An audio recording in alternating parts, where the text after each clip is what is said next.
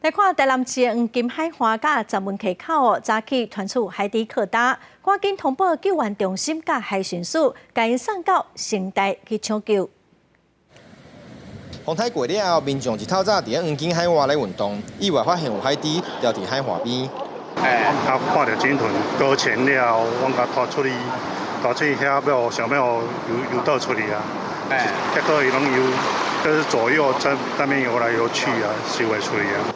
海巡的岸巡在一队，甲鲸豚救援中心的人员，虽然是有尝试互这只海猪杀倒去海当中，但是因为海影真大，搁加上海猪是真弱，无法度游倒去大海。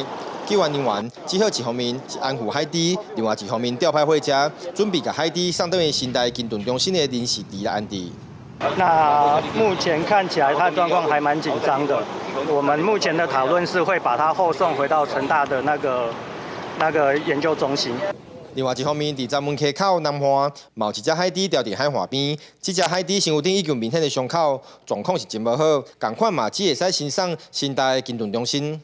以我们的判断，就是因为最主要这两种海豚，它大部分都是在台湾东海岸或者太平洋的地方。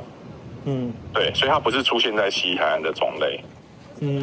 所以为什么会过来，就是比较不排除，就是因为最近连续台风嘛，而且是从那个东边往西推的，所以不排除就是可能因为台风。不过原本的四座鲸豚抢救站因为受到风台影响，建筑物是损坏，嘛增加后续救援的困难度。因此，这两只海猪嘛临时送往新大鲸豚中心，将会由兽医新诊治，再由相关单位研拟进一步后续救援计划。记者王正云台报道。